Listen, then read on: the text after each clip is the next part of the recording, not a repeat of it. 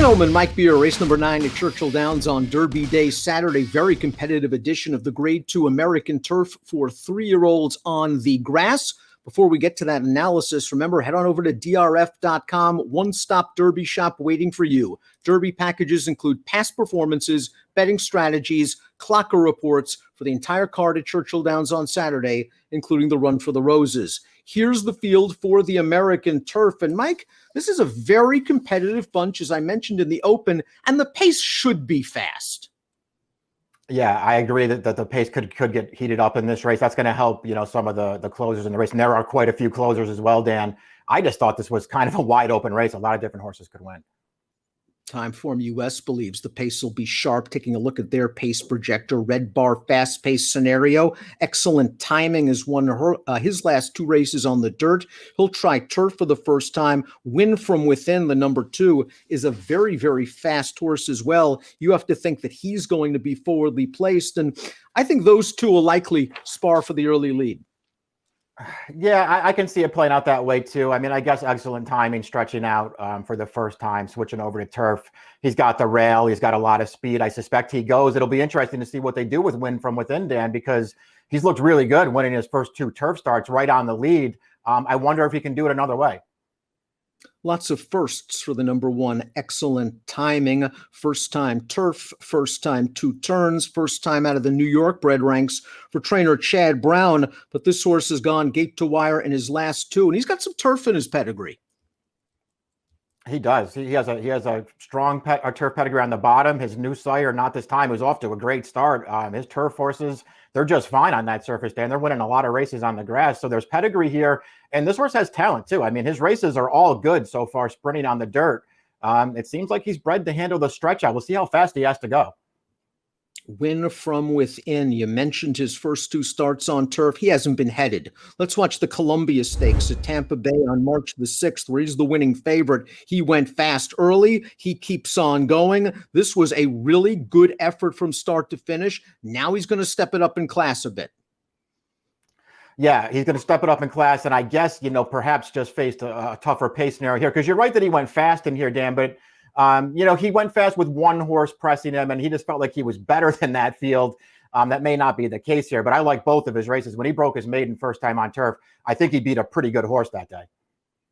Up next at 12-1 on the morning line is a graded stakes winner trained by Michael Maker, ridden by Jose Ortiz. That's Chess's Dream, who won the Kitten's Joy 3 starts back with a really nice trip and ride. Beaten favorite last time out at Tampa Bay as the big favorite. Let's watch that sophomore turf against fellow Florida breds. We're going to see Chess's Dream in here, Mike, on the outside, just fail by a neck. Yeah, he just can't get up here. He did get wired in this race. He got wired by a horse at a pretty big price, though. And it just feels like, Dan, he had the entire stretch to run this horse down, and he just couldn't quite get there. I thought it was a pretty disappointing performance. The horse, he did win that grade 3 starts back. I hate that race, that Kitten's Joy. There felt like there was a ton of speed in that race. Nobody went. They all rode like idiots in there, and the whole field finished within 2 lengths of each other. He's run fine in his 2 starts since then, but I don't want this horse. Multiple stakes winner that could benefit from a fast pace is the 4 Annex for trainer Bill Mott. Perfect 3 for 3 in his career. Let's watch his victory at Gulfstream. This is the Cutler Bay Stakes on March the 27th. And I like how this horse kicks on home, Mike. I still think he's learning a little bit, but it's apparent that he has some ability, and his figure from 2 starts back at the Palm Beach, where he took advantage of a big pace. Similar situation here. Maybe a similar fig? Yeah, maybe. I mean, he's going to appreciate it if they go fast in front of him based on the win 2 back, because you're right. That's the best race he's run, and they flew in front of him that day. He came with a good finish. I'll give him credit even for winning that last one, Dan, because they did not go in front of him that day, so he had to stay closer. He was on the outside the entire way. He still closed it down. We're going to learn a lot more from the Southern California-based number 5, Du Jour, trained by Bob Baffert. This is a horse that's won his last 2 starts, albeit against weaker competition, including this race at Santa Anita, an optional claiming event. Du Jour just faced 3 others, was able to get to the lead. He was supposed to win at odds on. I do like the way he kicked home. I think he can rate from off the pace, and is tactical enough that he's not going to be coming from 100 out of it. He has some potential. Yeah, I think he does too. You don't often see Baffert with turf horses, but he's got a good one here. I think all 3 of his turf starts are good. He lost his debut but he ran well that day and he got beat by a real good horse. And his 2 wins since then, listen, maybe he wasn't facing horses like he's going to be facing in this race coming up, but he's looked good winning those races. I think this horse is a major player in here. Up from the Mid-South region is the number 6 Royal Prince, who has won stakes races in his last 2 tries at Fairgrounds and Sam Houston, respectively, for Brad Cox. Let's watch Royal Prince's win at Sam Houston last time out, and this is a nice performance, I thought, Mike.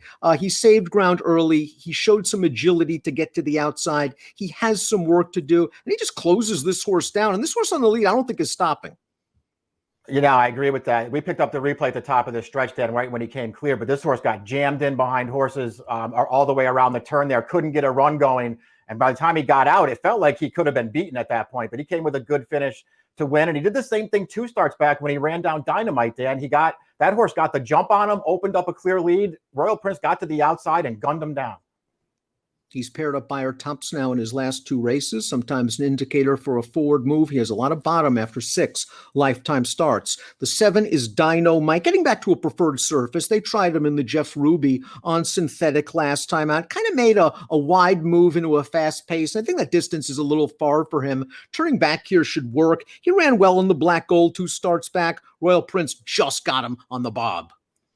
Yeah, that's one of the races we were talking about there. He got the jump on Royal Prince there. He had a real good trip, got first run, opened a clear lead, and got nailed, but he still ran well. And I feel like even though he was defeated 3 starts back at Sam Houston, I think he ran the best race that day.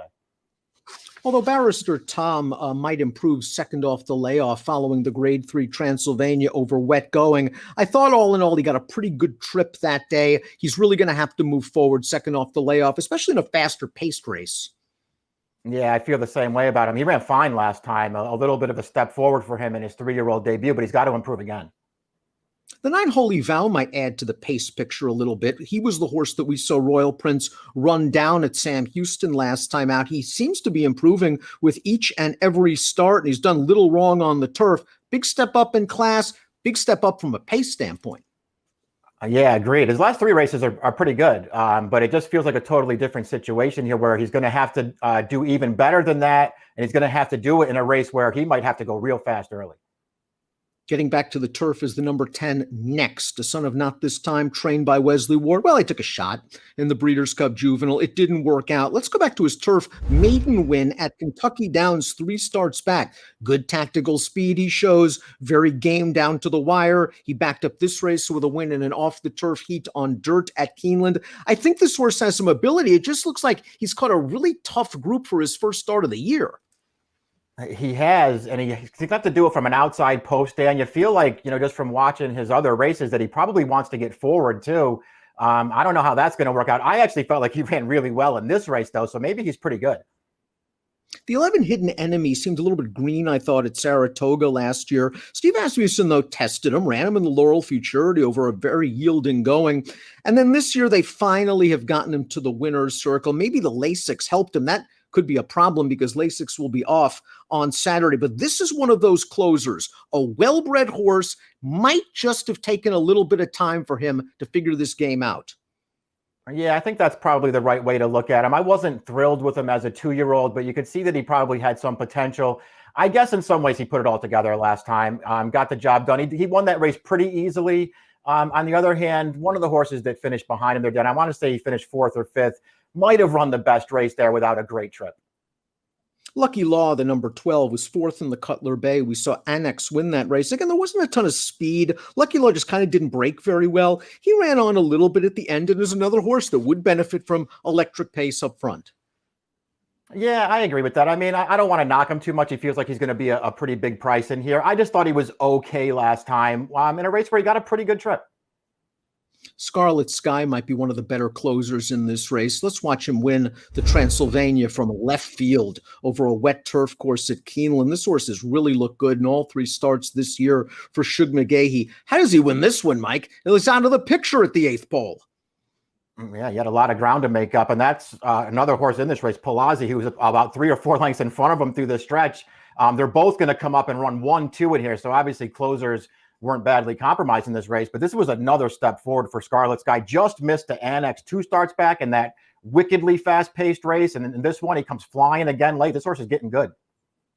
And there was also a nice effort for Palazzi, who I believe is a bit underrated for trainer Mark Cassie. I thought he ran well on the black gold. Didn't think he had the greatest trip. Was a little green when he was beaten by Royal Prince that day. And in the Transylvania, kind of put it all together. Just found one better. Lousy post position. They're going to have to work something out from post 14.